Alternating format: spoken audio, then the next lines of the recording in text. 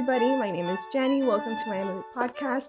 I'm so happy to introduce Nicholas today. Thank you so much for being with us. Thanks for inviting me. Absolutely. So, we are here to talk about, well, a little bit of everything, but mainly your amazing new book, which is not so new, but the paperback is what's new. Paperback's brand new. Yeah, Yes. this week. So, we're celebrating that today. So, The Year of Dangerous Days. This is quite an accomplishment. Thank you. Yeah, it was very real, well, obviously realistic, but I found myself not being able to stop thinking about it. Well, unfortunately, we're living in a time where there are a lot of repercussions Yeah. happening 40 years later where you're like, which year are we talking about? 1980 or 2000, Yes. 2021? Exactly. But Yeah. So give us a little bit of your background before we dive into this because I feel like we're going to spend quite some time on it. sure. I mean, I was born in London, England. Came over to the States to go to college, then went down to New York and worked in documentary films, started writing books, and spent 20 years there, and then came to Miami about 8 years ago, five of which involved writing this book. Right. This took a lot of That's quite an undertaking. digging. Yeah. Yeah. Well, if you want to get it right, and to be honest, when I arrived, I knew little about Miami in retrospect. Thought I knew a bit, but Yeah. didn't really. And I wanted to get it right, and I wanted people who had been here and lived through it to be able Hmm. to read it and be like, yeah, I guess that guy, I mean, knew what he was talking about. Yeah. So I hope I did that. I think you did. I mean, Yeah. I wasn't here Yeah. because I wasn't born Yeah. yet. That But helps. it just if it really you really do transport the reader with your style. Thank you. Yeah, Thank you. it's the way you describe everything. It felt like being there, and it brought back a lot of, I guess, buried emotions.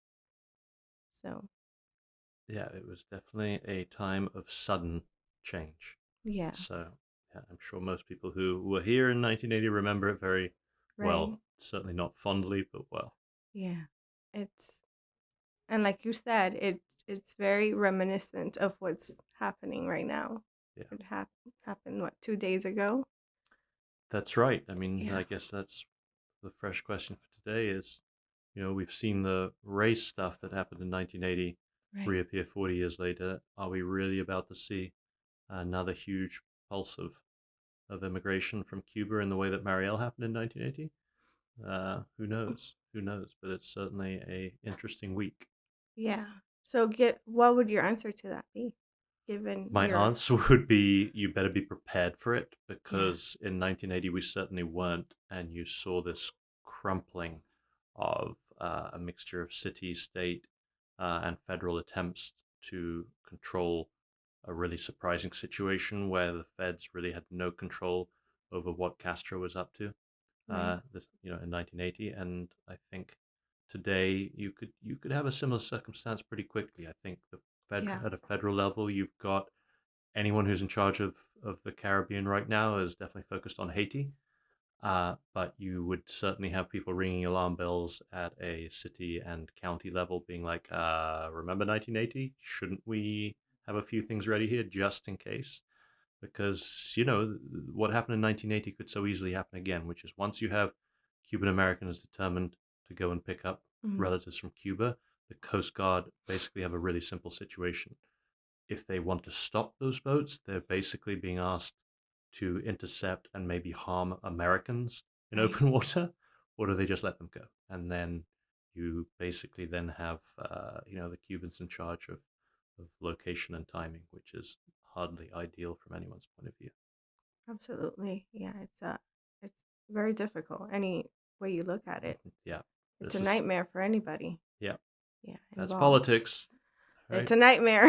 Yeah, So, do you think that the U.S. government has a responsibility to get involved? I don't think it has a responsibility to get involved.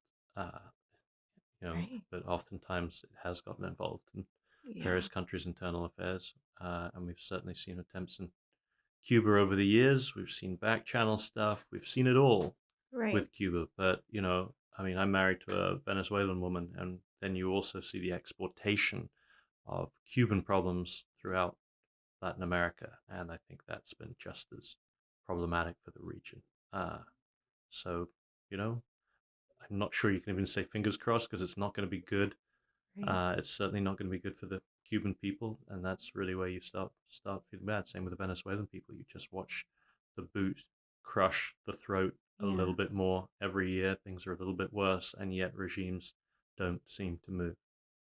That's so true. It's you always hope, okay, this is it. This it can't get worse. Yeah, it can't get any And then worse, it does. but it does.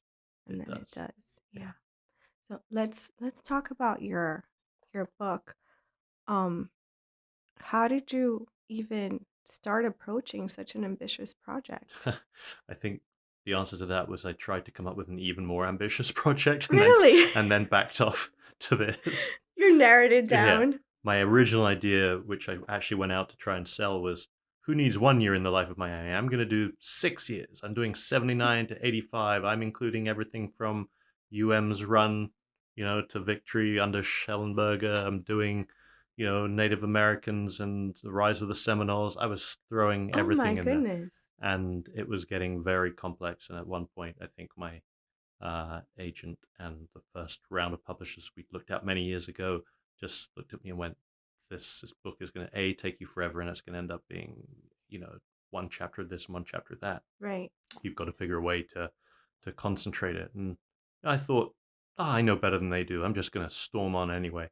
So I started trying to research this, and what I found was that so much happened in 1 year, 1980. You're talking the biggest race riots in Yeah. American history to that point. You're talking the biggest surge of immigration aimed at one city in American Right. history, and you're talking the rise of the biggest ever drug epidemic in American history at that point. And all three things basically take place within 6 weeks of one another in one city in at one time. And by the time I'd finished wading through that, I'd already spent 1 year in research, and I realized, oh my God, why would I even want to go anywhere else? There's Right. obviously, so obviously a book right here. So then I just started swimming in the same circle for another 2 years of research before I even began Wow. to write it. But there were Yeah, so you many said it people. took 5 years, Yeah, the but whole there's so many people project. to talk to. Once you've done the research, one of the bad things, many bad things about the Miami Herald these days, it's now a tenth of the size it once was, but also they just never digitized half their newspapers. So when you want to go and look at 1980, you've got to sit in a library, pretend it's 1955, and look at Wow. microfiches, right? Those dusty old things that you sort of read through one reel at a I did not time. know that they did not Oh, digitize their not stuff. everything.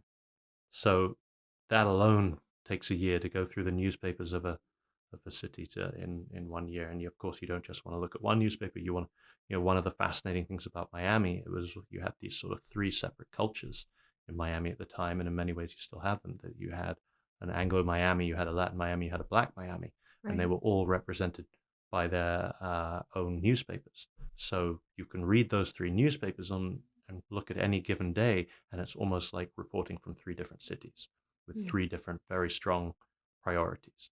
Uh, and that takes a lot of wading through. Right. That's quite, and it's so such solitude too, Yeah, which that's part of the gig. I've been doing it yeah. since I wrote my first book in 1999, so I've been doing it for a while. I've actually recently decided too much solitude, and I work in a sort of a, what do they call it, like a WeWork slash, well, it's Right. actually Bureau, which is Miami's local version. uh, and I prefer doing that. At least there's some kind of camaraderie around the coffee machine. Right, that's Uh, true. yeah, yeah, and it's fun to be surrounded by people from Yeah. doing different things. At least you get some sort of interaction Yeah, every yeah, so often. yeah, Yeah. not a bad thing. r- Exactly. Yeah. I couldn't imagine having to go through all those years of research and then sit down and put And all of this, course, commit all you're not this getting any to. feedback yet, right? So Yeah, you don't even know if you're it's crazy at that point. Am right. I doing it? Is anyone going to read it? Is anyone going to buy it? Is anyone? So Well, I think you've provided such value, just in the historical account alone. I I'm a little bit ashamed to say I did not know so much about the riots that happened in that year. What I knew compared to what you provided you could say it's a footnote.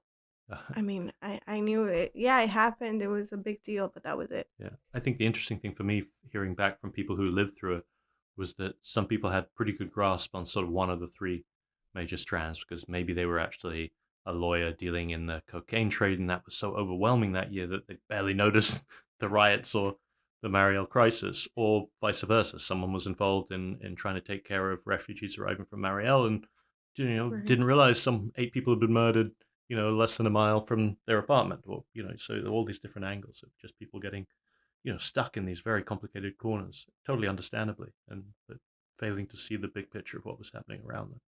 And like you said, this was the first race riot, the big one in the country, because this was way before the LA, Yeah, this is way before I mean, of course, the Rodney King. there've been race riots in this country since Right, since the forever. beginning. But New York Times called this the biggest race riot of the century. Uh, I don't know. I now, of course, as you unravel these things now, obviously we've learned a lot about Tulsa this year, Mhm. and maybe that was bigger, maybe it wasn't. As far as property damage goes, it certainly wasn't, but as far as loss of lives goes, it was. So, how do you measure? How do you Right, measure a race riot? right, I don't know the answer to that, but obviously the McDuffie riots in Miami in 1980 were very, very serious national level events. right. How would you simplify it for somebody that hasn't yet read the book? Sure. So the McDuffie riots? Yes. Yeah. So I mean, first of all, who's McDuffie? So Yeah. McDuffie was this wonderful 33-year-old insurance salesman, black. He'd served in the Marines, and he is basically running home from having visited a girlfriend. He's also trying to get together with his ex-wife. He's got to run home and take care of his kids, and he oversleeps and is heading home at 1 in the morning, and probably because he's rushing, he either runs a stop sign or pops a wheelie or flips the bird at a cop, which the cop gives all three of those an excuse to begin the chase. There's a chase that begins. McDuffie goes up to 80, 90 miles an hour on city streets on his motorbike, definitely driving recklessly. He also turns off the lights, tries to hide it. But by the time the 8-minute chase is over, he's got a dozen cop cars following him. And because he's crossed city and county lines, they're from two different jurisdictions. And when he finally makes the right decision and stops and gives up and supposedly actually shouts, "You got me," of course, you'll be unsurprised to know that's when the beating begins, and McDuffie is beaten to the point where his head swells up to the size of a basketball. Uh, the cops then fake the scene to make it look like he'd crashed his motorbike. McDuffie is taken to Jackson, where his wife is working on night shift, and he never emerges from the coma he enters, and he dies 3 days later. And then there is no riot at that point, and that's kind of fascinating because it became very obvious Right. within a week of what had actually happened. The story's broken by the Miami Herald, but everyone is. It seems like such a one of the rare total open and shut cases because there are no one else is present except Arthur McDuffie, who's now dead, and up to 15 uniformed policemen. Right. So it's obvious that he's murdered, and it's obvious that he's murdered by a policeman. But when this goes to court 6 months later, you realize there's an added line of complication. Yes, there are 15 policemen present, but which one of them struck the killing blow? And that's how the defense starts building the argument that the prosecution are after trying to hang this on one guy, but maybe they've actually given immunization to the wrong guys. And that's where the seed of doubt is planted. And eventually you've got you've got an all-white jury, you've got a white judge, you got all the white lawyers. So a lot of this is always hung on their shoulders. But I think it was also a very good defense strategy. They made a really good case and poked quite a lot of holes in the prosecution. So maybe there should have been some sort of preparation that an acquittal was coming down the line, but there wasn't because the Miami Herald basically never picked up on that possibility, even though smaller newspapers did. So when the day comes and the jury comes in to give their verdict, all police officers are acquitted of all charges. And this it takes place, it's a remarkably quick verdict. A verdict can sometimes take days, especially with a complicated trial like this. This verdict was done in just over 2 hours, which means Right. that the verdict comes out on a Saturday afternoon when most people aren't working and everyone's out of school, and it leads to this furious reaction. And within an hour, Miami police and county police have lost control of the city, and the city is on fire, and it stays on fire for about 2 to 3 days. That was very tough to read. I can imagine, only imagine that it must have been very difficult to research and write. Yeah, I found a lot of the original police reports, and the level of violence in those first hours was really shocking. There are basically two waves of violence that happen. In the first 24 hours, it's really intimate, awful uh, violence where, just guys and women who were, driving, they were just taking shortcuts back from the beach to where they were going. But, in those days, no internet, no phones. Maybe they had Right. the radio off in the cars. They had no idea that riots had started in these They neighborhoods, were driving into. and they drive into furious neighborhoods with like 1,000 people on the street, throwing rocks at them, pulling them out of cars, stabbing them to death, beating them to death with rocks. Really miserable way to go. And then on the second day, you had this reaction. So everyone who dies on that first day is white, killed Right. by uh, gangs of black youths, basically. Second day, everyone who dies is black, and it's a much more cynical deaths. So basically, you get somehow these cars full of white vigilantes are driving past police lines into black neighborhoods and assassinating random members of the black community from distance and then Right. escaping again. So either way, it ends up being an exact balance between the amount of white and black deaths, which just sort of shows what a fruitless episode it all was, but it did real long lasting damage to the city. Yeah, so many people just senselessly lost their lives. Yeah, yeah, And and hundreds with proper injuries, yeah, whose lives would never be the same again. Jackson, I think, had 500 people come through with serious injuries on the first night alone. right. It's it's unimaginable. Yeah, yeah, it was like a war zone. There were, I, and if one of the things that happened that first night when the fire department would respond to fires, they were also attacked. So the word came down from the county mayor and the county manager that no one could attend a fire. So So they and couldn't there were even get help. they couldn't even get help, and I think there were 200 fires that first night. So you were losing buildings. Sometimes you lost factories like the Norton Tire Factory, which is the one most people tend to remember because it was filled with, I don't know, 500,000 tires. And when tires burn, it's black smoke. So you just had this huge pillar of black smoke hang over Miami for the next few days. It wasn't the only pillar of smoke, but it was certainly the most distinct. Right. That's so sad. Yeah, yeah, Yeah. no, terrible time. So so sad. Um, do you think anything came out of that that was Anything good? remotely good? I was thinking about that as I was reading. I was like, okay, will this have some sort of positive impact? And I still can't figure it out. Yeah, I mean, it's a weird year because I think it does have some positive impacts. We can talk maybe a little later about the positive impacts it had Yeah. on the Cuban community, which were also in serious trouble that year. But on the black community in Miami, it's very hard to see a direct anything positive happen directly after that.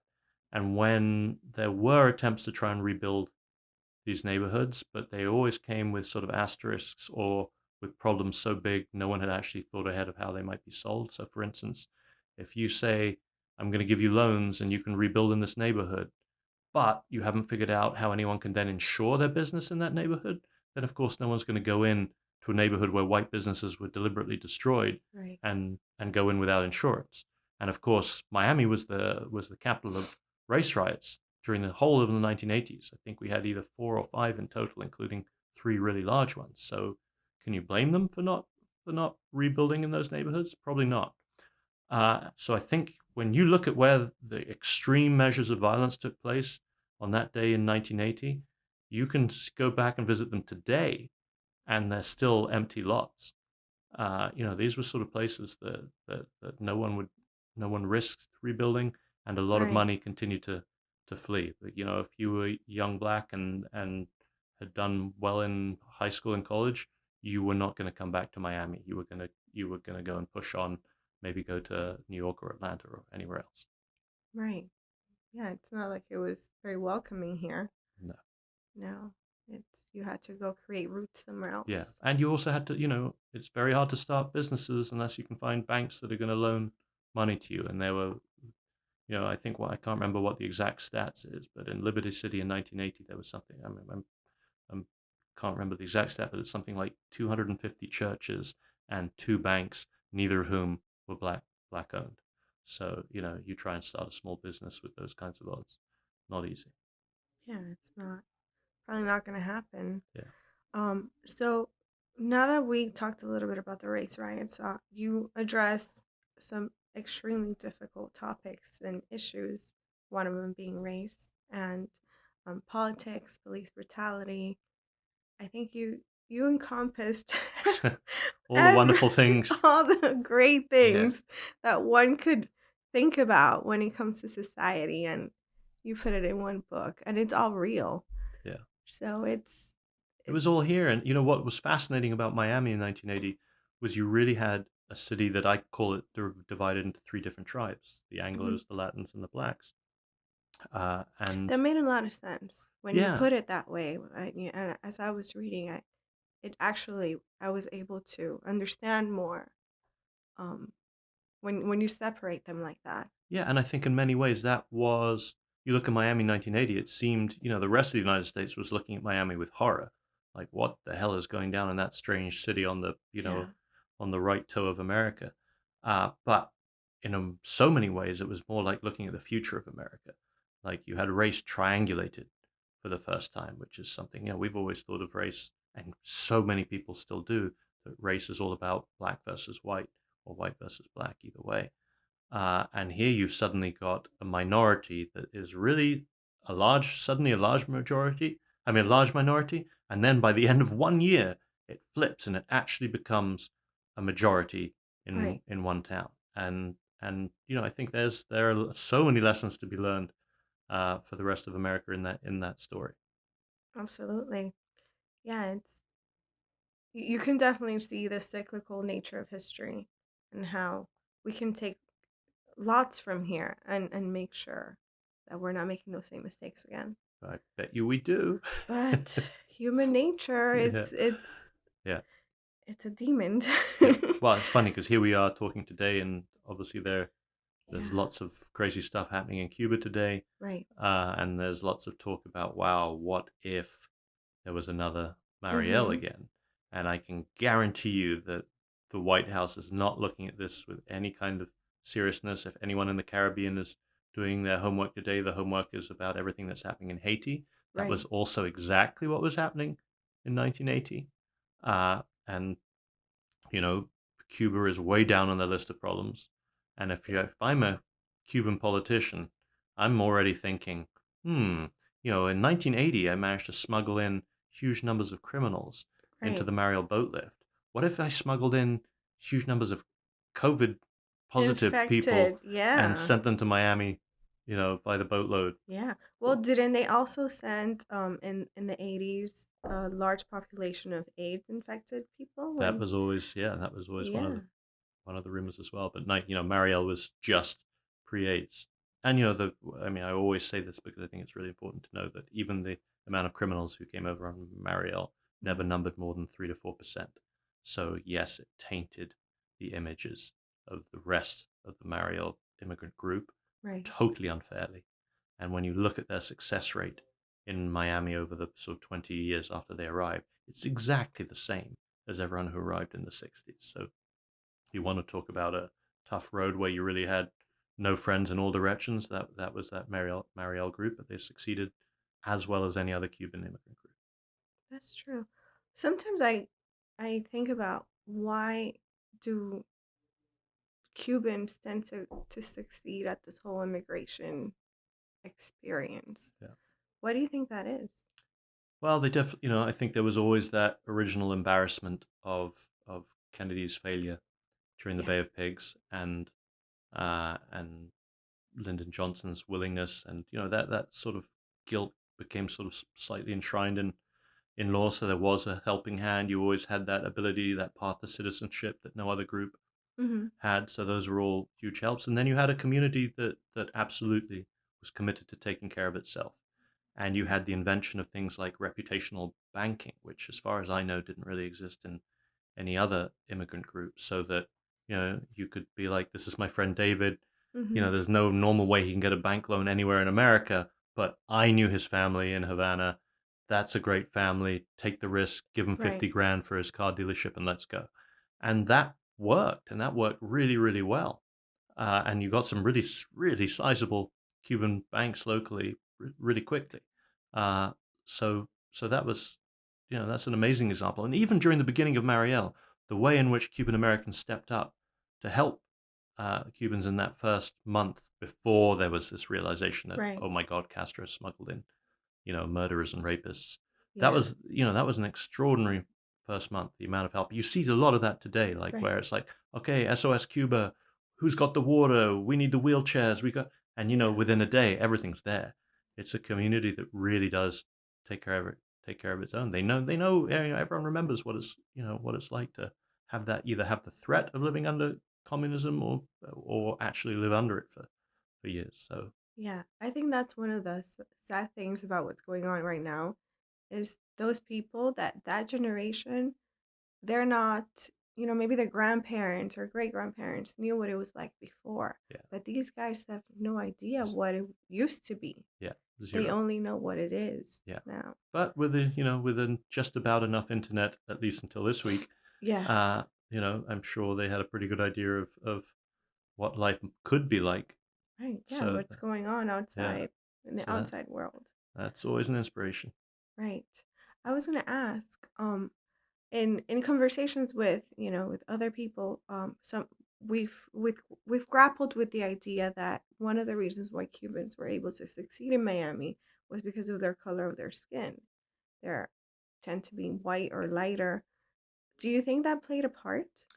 Yeah, and actually during Marielle, it was fascinating because there were a few articles done about that, where you could even have people from the same family with different shades of skin who had totally different Yeah. immigrant experiences because one was passing into this group and the other was passing into that group. Right. And yeah, no, I would say you could find several reports like that. So yeah, that's Do you you know think they displaced the black community, or they took opportunities that would have otherwise been yeah, there given to the was. black community? I mean, the black community in 1980, I can tell you, certainly did. They did surveys afterwards where who blames who for what, Yeah. and there was an attempt by the, out of Tallahassee to blame the refugees for the riots, which made zero sense. But that was posited, and they did a survey afterwards. 4% of blacks believed that Cubans had anything to do with the riots. That was it, right? So there was an understanding at a local level, who was guilty of what. The riots were all about the American justice system Hmm. and the way it was very hard to get a white police officer convicted of anything when it was a black victim involved. That was that. Uh, Right. yeah, and conversely, I don't think there was an effect. Obviously, when you've got this 125,000 people landing on a city that's only got 300,000 people in it, you've got incredible pressures on that community. You've got incredible pressures on the housing market, incredible pressures on education, and incredible pressures on the job market. So, did Yeah. it lower wages? Yes, it did.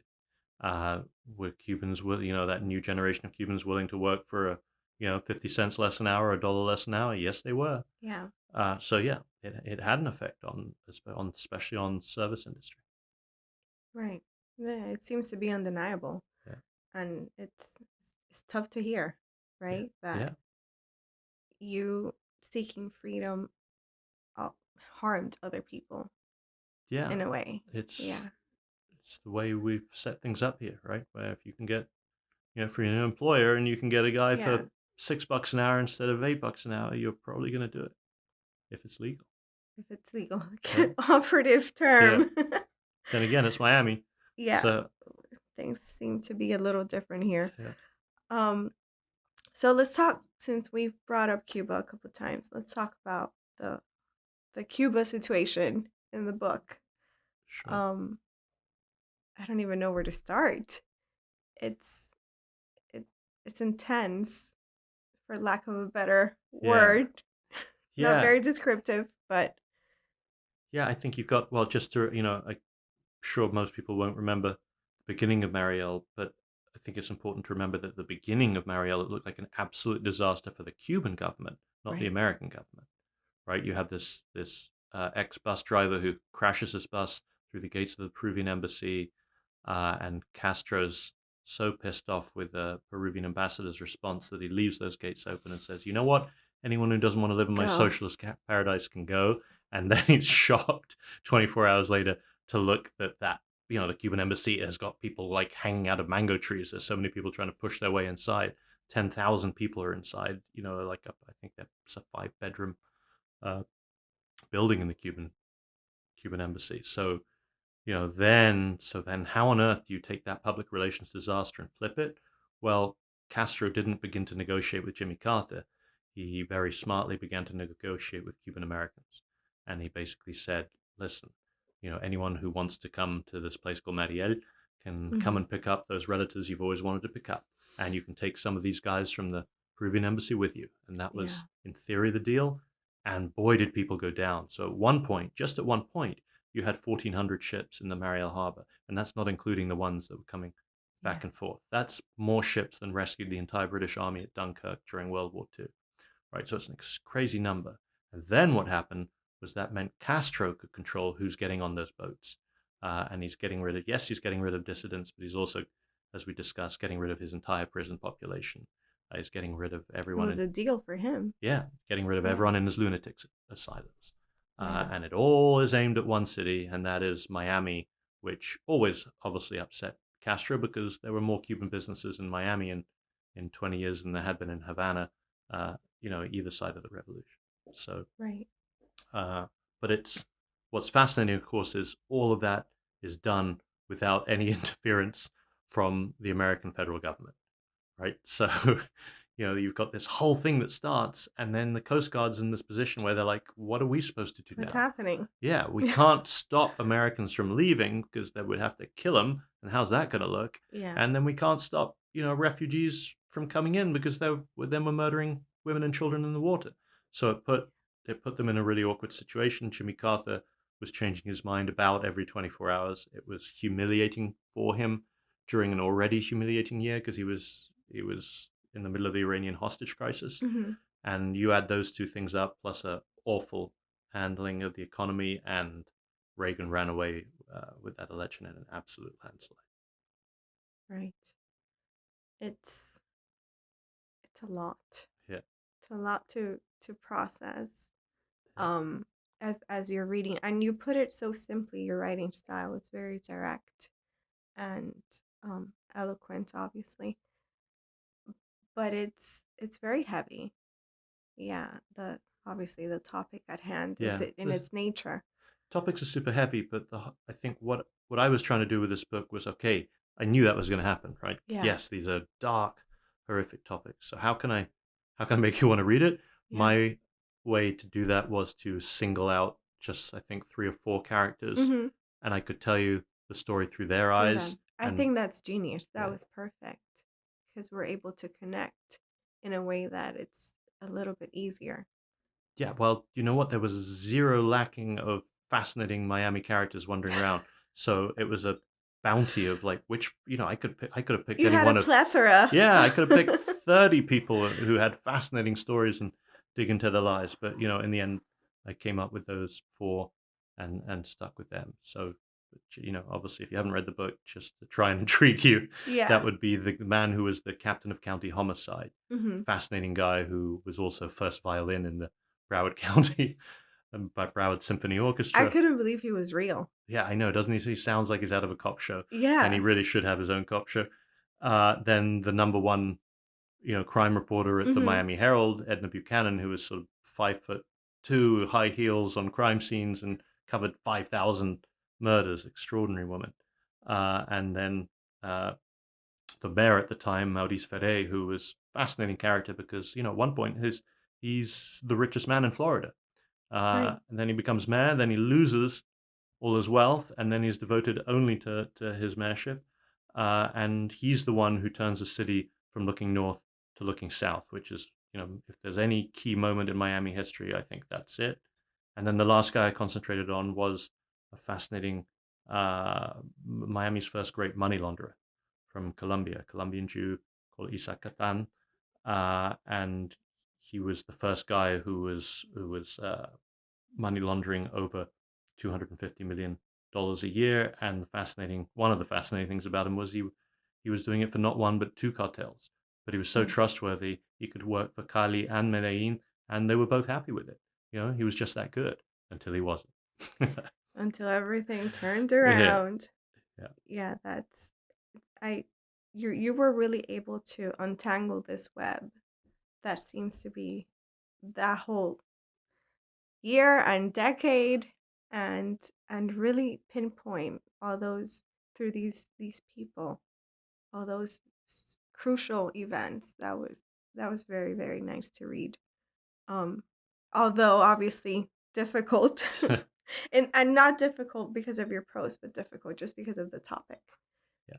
Yeah. But I think it it because this is so obviously it's real, it's investigative journalism. It must have. Did you feel? How did you deal with the pressure of having to just get every single thing correct? Yeah, I mean, you always know that it's going to be read by people who were probably there and like, Mm-hmm.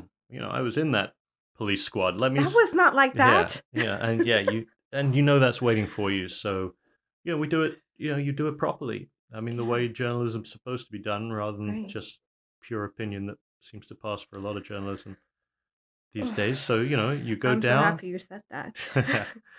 Yeah. So you dig down and you try and verify stuff. Yeah. Uh, I've always thought one of the smartest things you can do, especially when you're dealing with crime, is not to listen to the stories of the bad guys who got away. Mm-hmm. There's a lot of that out there, especially when people who cover cocaine, that they'll sit down with a guy who smuggled a ton a year Yeah. and just listen to those great, colorful stories. But there's no way to verify any of that stuff. So you basically, Such a good point. yeah. So you're And taking the people's word of someone, egos yeah, play a huge part. yeah, They love to inflate yeah. how much of a bad, And you know. imagine how that's inflated over 30 to 40 years. So Right. for me, I could dig down, I could look at government documents, I could look at interviews that had taken place in 1980. I could then track down the guys who are still surviving from, the right side of, lawyers or judges and things like that, and just verify things that happened as they were. So I had a lot of fun tracking down old DEA agents and lawyers and things like that with great stories, but I could also then verify them against documents Right. that were in the system at the time. Well, it must have been a lot of hard work, but it paid off. It shows. Thank you. Yes, it's really remarkable what you did. I'm so happy that I was able to read it and that you're here. This I'm Miami. I live here. You're here. Yeah, I couldn't Yeah. believe it when I didn't know you lived here. I was like, really? He lives here? Yeah, yeah. So now that you brought up living here, what made you choose to live here? Oh, that's an easy answer. I didn't. My wife did. That is probably the best answer, though. Yeah, I married a Venezuelan. So when if you live in America and you marry a Latin, you probably get pulled south sooner or later. Yeah, So we made it through a few years in New York, and then the time came when the inevitable. the inevitable happened, and we Yeah. drifted south. Do you Yeah, like it here? I do. It took a bit of getting used to, but actually, doing this book was sort of cathartic for me because it really let me get a grip on the location that I'd committed to. And I think when you dig that deep and you begin to understand, I mean, this is a really young city, Hmm. and I think the rest of America always forgets that. And we're still in our act of creation right now, Yeah. in a way that you want to change something in New York City. Good luck. That stuff is set in stone. But That's true.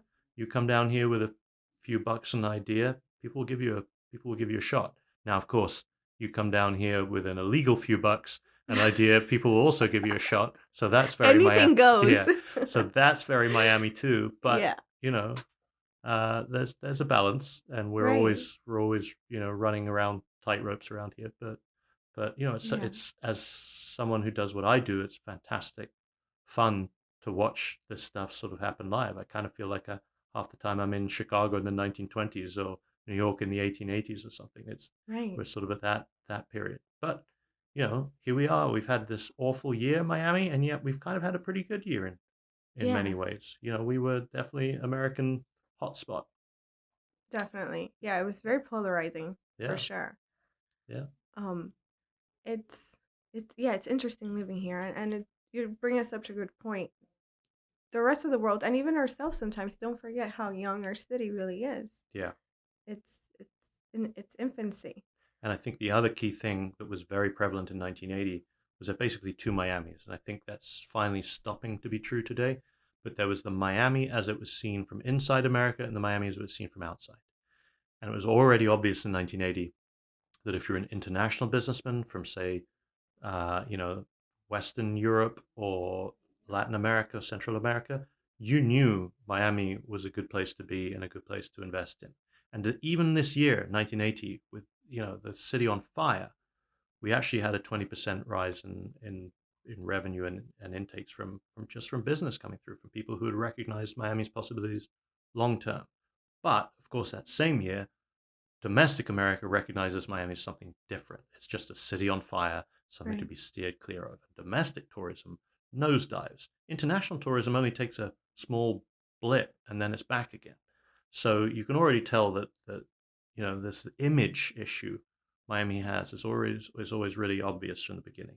And now I think today, where you've suddenly got other Americans being like, "Ooh, Miami, that looks like a pretty good place What's to." going on down there? Yeah, they're either Yeah. looking at it or they've moved, right? You Yeah. got half of New York and half of California coming in, and then you realize, like, oh, I think Miami is having sort of a moment in the national, a positive moment, in the national spotlight, which is kind of nice to see. Yeah. It's interesting because when we've traveled, not recently, unfortunately, but through the years, remember being in Europe and someone asking, "So, where are you guys from?" "Oh, Miami." "Oh, Miami." And then I was like, you know what? Let's stop saying that. Let's just say we're Cuban. It's like, where are you guys from? We're Cuban. Oh wow, you're Yeah. Cuban. Oh my goodness. And their perception. And I remember telling my husband, like, what? Why? What is it about Miami? Everyone just gives us Everyone has this, opinions. Everyone has opinions, and and then it didn't seem positive. it's funny. I thought that, and then my last book was about U.S. China and espionage, and I was pushing my book in Hong Kong, I guess about 6 years ago. And I used to live in New York. It was always, where do you live? New York. Done, right? Everyone knows the reputation. Yeah. But then I would say Miami. I was expecting, at least from Chinese, this like, well, what is Miami? But no, everyone knew. And what was fascinating to me was the Chinese were always thinking, like the British used to think, that basically you could control the world out of sort of six cities because they controlled Hmm. geographic areas and sort of ocean straits and things like that. And Chinese were very well aware of what Miami was and maybe what it could be. So that was a surprise. So Miami's reputation, I think, is a bit more flexible and in flux than Right. most people think. Hopefully, it's changing for the better. Yeah, Yeah, that's yeah, actually how this was born because out of those experiences, I said, you know what, whenever I leave education, I want to focus on highlighting the wonderful things that we have here, like writers and just people bringing in culture.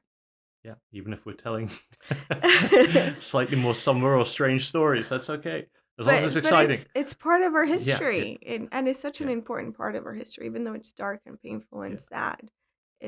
It's important that it's not forgotten, and you were able to do that beautifully. So Thank you, congratulations. thank you. You're very welcome. Um, I wanted to talk to you about your, your life as a writer. How, I mean, you touched upon it a little bit, but when did you decide? Okay, this is it. This is what I want to do. That's what well, I can tell you that at job fairs at university, there was definitely no booth with like a guy with a beard saying, "Be a writer." Yeah, Uh, no, it's it gonna be never. great. Yeah, You'll get a lot of money. yeah. You won't have any friends. You're gonna sit in a dusty library for 30 years. Uh, No, it was. I think it's one of those things. I graduated. I went and worked in documentary films in New York City for a few years, and I think it was one of those slow motion things for me. Whereas I always knew I could write, and I'd had some wonderful teachers who told me I could write, uh, but I just hadn't realized I might be able to make a living writing. But I think you join any bureaucracy that's involved in art, even a small one where I was in documentary films, and you immediately begin to associate it with compromise. Mhm. Everything's a compromise. I mean, it works in every business, but the bigger the money, the more the compromise. And even in the small world of documentary films, you could see that it was always by committee, and what we set out to make was never exactly what we meant to make. And I was kind of, I was still in my 20s, and I was like, wow, I want to do exactly Right. what I want to do, from what I say I'm going to do to what I deliver, which of course is actually not how writing works, but I thought that's how writing worked at that time. And so I did it. I wrote a book. It was good enough. I would write it on the weekends. It got me an agent, and then we went out and we couldn't sell it. And being, in my 20s, I was like, that's That's okay. Oh, I'll do another one. I would have been devastated. Yeah. Well, Wow. it got me, it was, half of it. It was half a good book. I can tell you that. The second half sucked, but the first half was solid. And I just thought, well, next time I've learned so much, I can do it. I can do two halves of a good book. And the second time I got luckier and found a few people who bid on it, and sold it in a few countries, and off I went. That's Uh, odd. That's amazing. yeah, I think to not know a business helps when you're entering a business, right? Right. Yeah, Yeah. because you have no fears You have no fears. I had one friend who was a writer who literally took me out to dinner to tell me not to be a writer. not to do it. Yeah, Don't do it. don't do it. Well, I'm glad you didn't listen. Yeah, me too. I'm glad you were like, nope. I'm Like, this I'm looks gonna like fun. persevere. Yeah. Yeah, But that's it's funny because I think back to that first book that did get published, and my idealism that, I can control everything from first page to last. They made me rewrite that book 14 times. So, and that book started off at 600 pages and ended up at 320. So, so talk, you are resilient. well, I was just boneheaded, right? And that's probably a better word.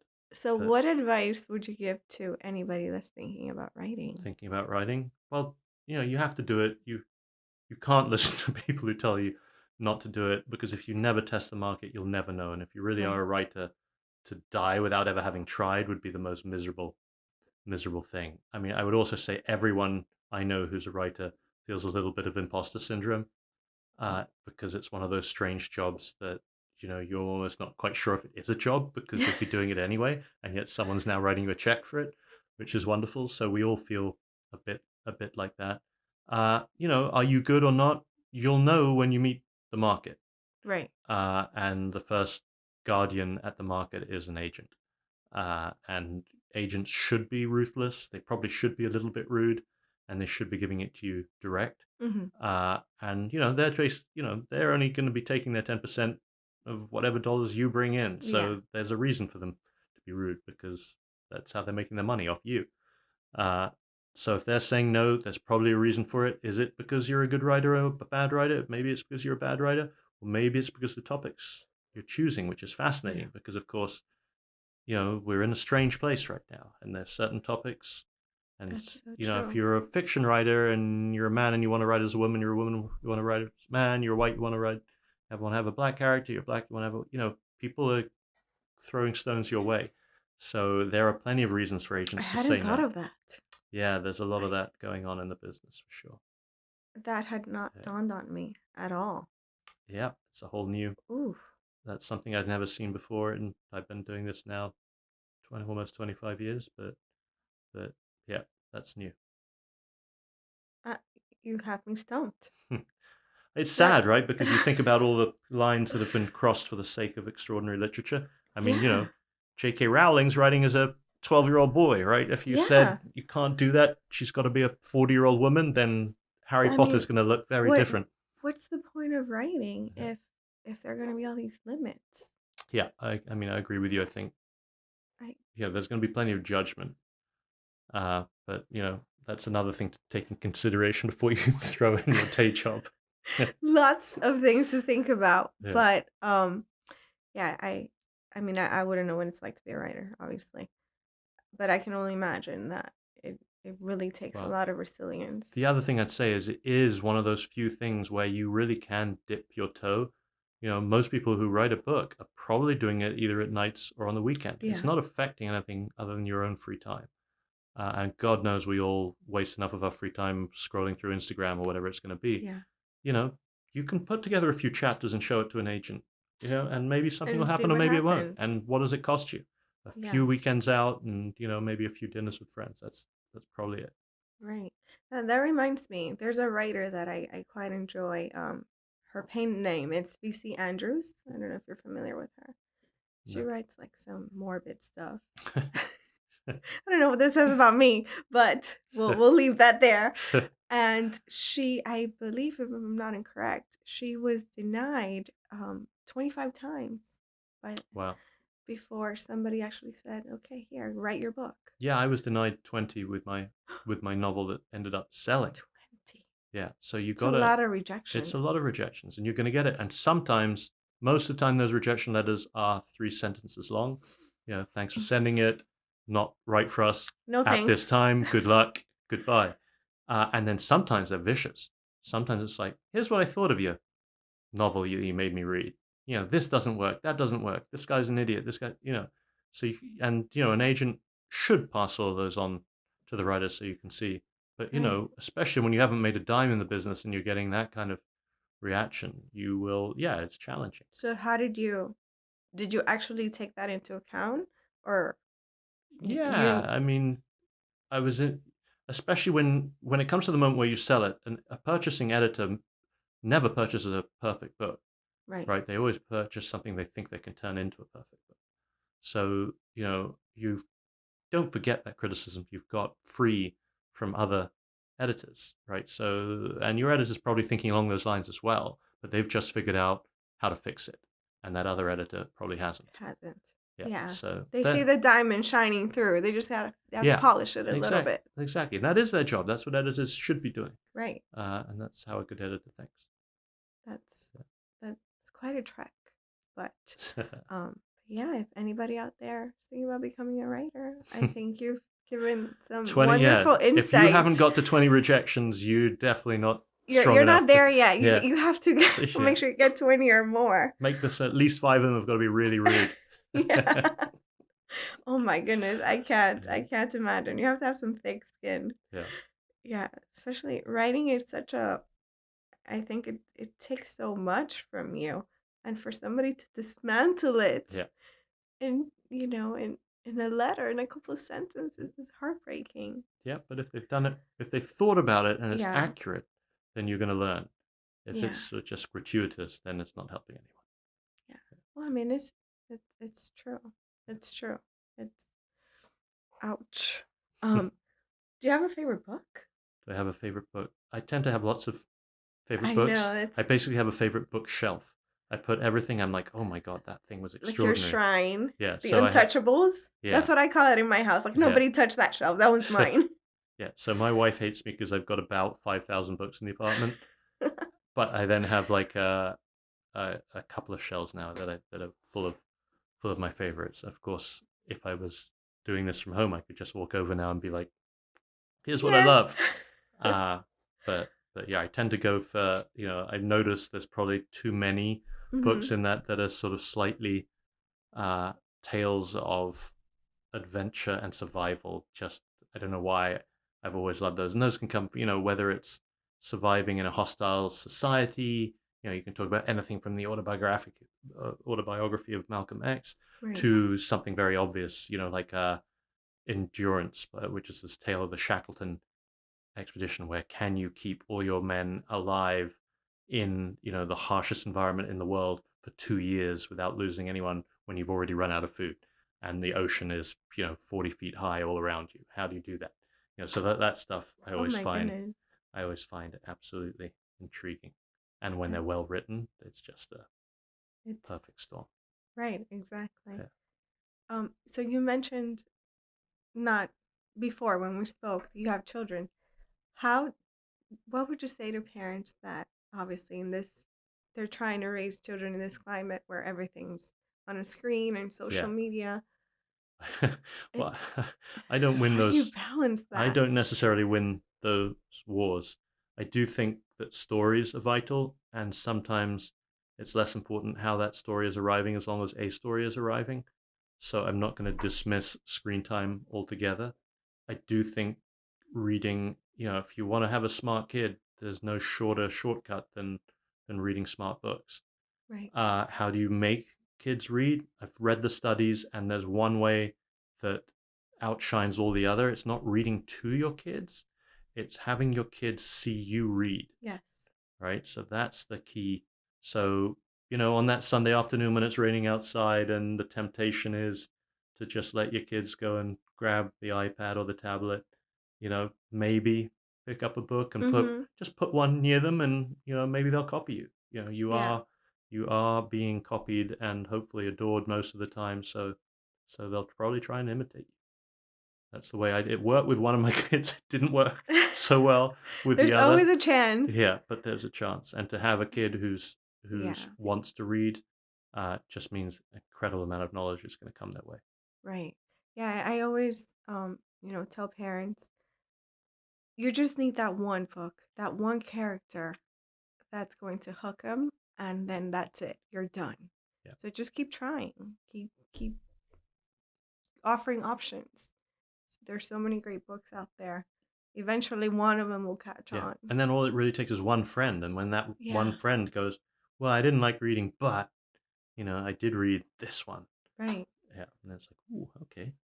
Yeah, absolutely. It's a battle, but Yeah, it's one worth fighting. And I feel like it's always been like this. It's always been difficult to get kids to read. yeah, There's always been a distraction. yeah. Since Obviously, a screen is a very powerful one, but they've always been there. Because I mean, there weren't screens when I was growing up, and I'm Yeah, I sure. grew up in England in the 1970s. So I think we had three TV channels, and they were all off come 11 p.m. They just Right. turned off, so there was nothing but a fuzzy screen. That definitely helped with books. Yeah. Yeah, that's true. If the less options you have, Yeah, the easier.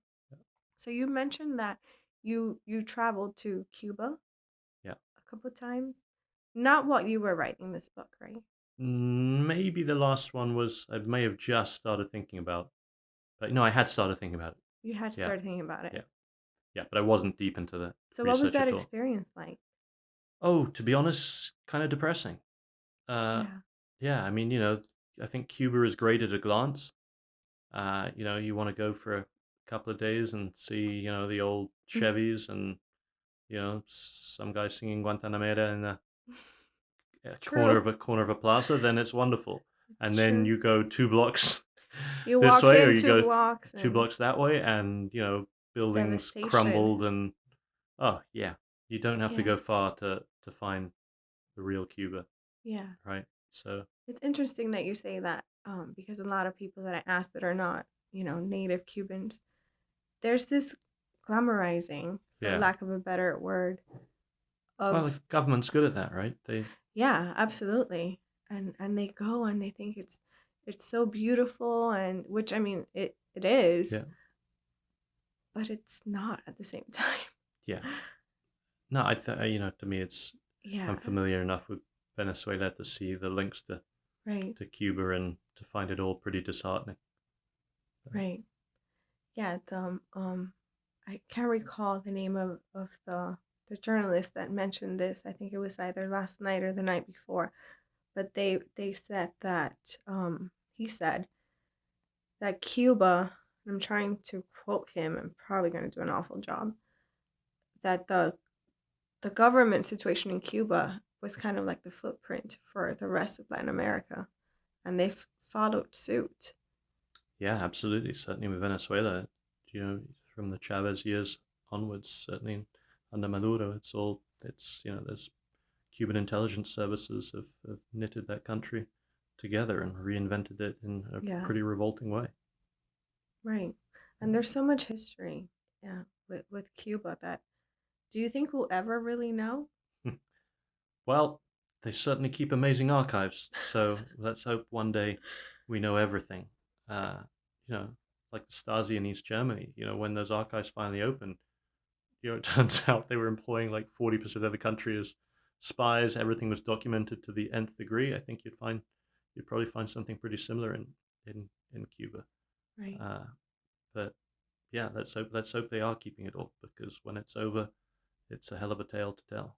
Yeah, it's gonna be interesting. Do Yeah. you think the end is near to be I've very been doom and gloom? I've been reading, just rereading Andres Oppenheimer's book from like 1992 called, I think it's called The Final Days of Castro or something.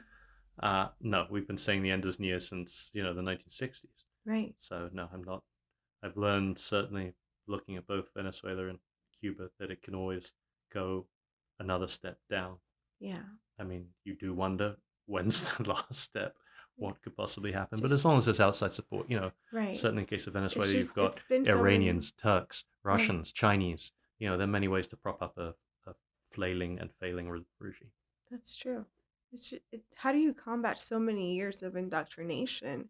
Because it's been decades Yeah, of, and you see the people, out in the streets rioting and protesting, but then their neighbors are protesting yeah, against, on the other side. yeah. So you And they're always, just as hungry and they're just as needy.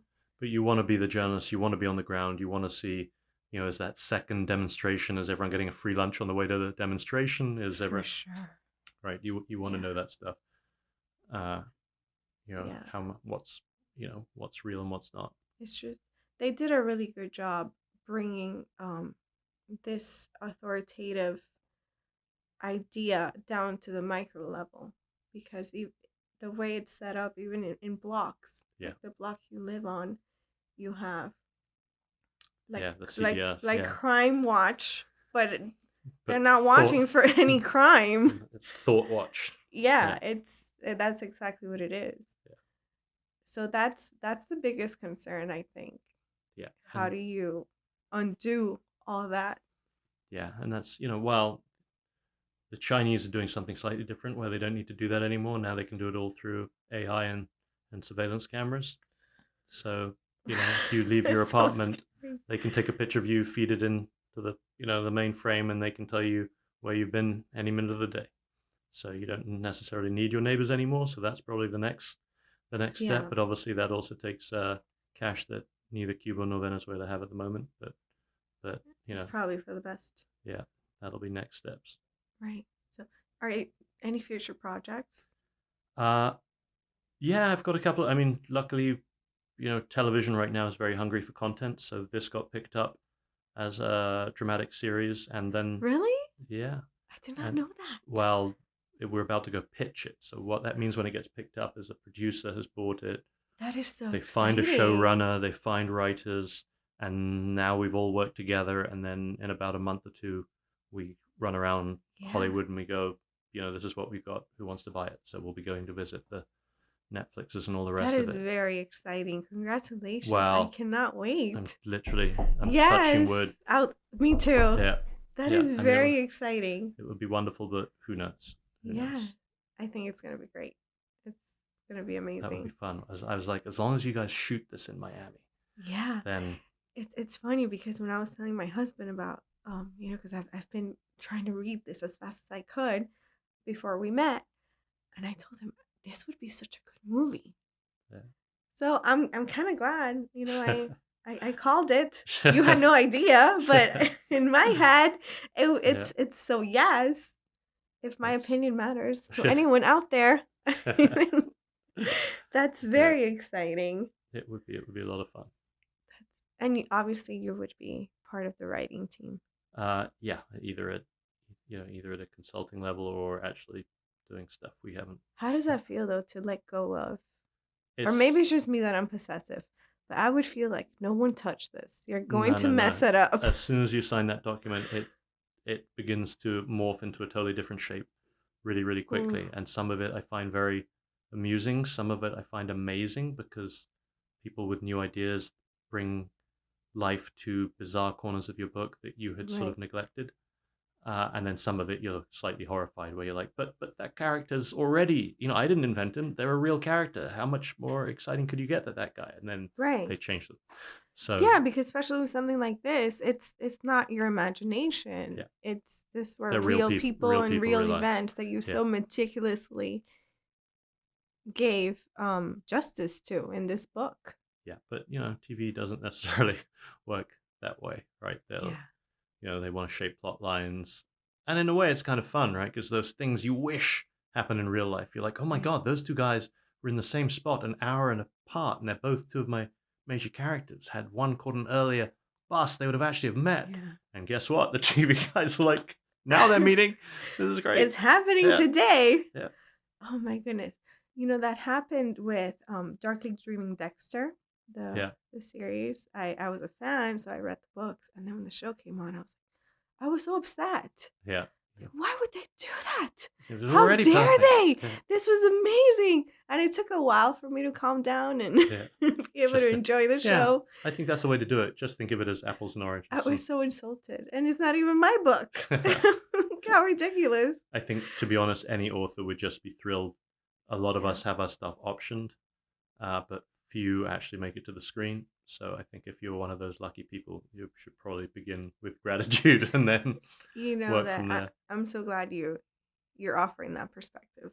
I need to be more like you and just be grateful and No, all it means is I've been enjoy doing it this for for a what while. it is. Should have done 8 books, and some they get optioned and then they sit around and people get excited for a while and then it doesn't happen. So hopefully this time it's Well, different. We'll this see. is it.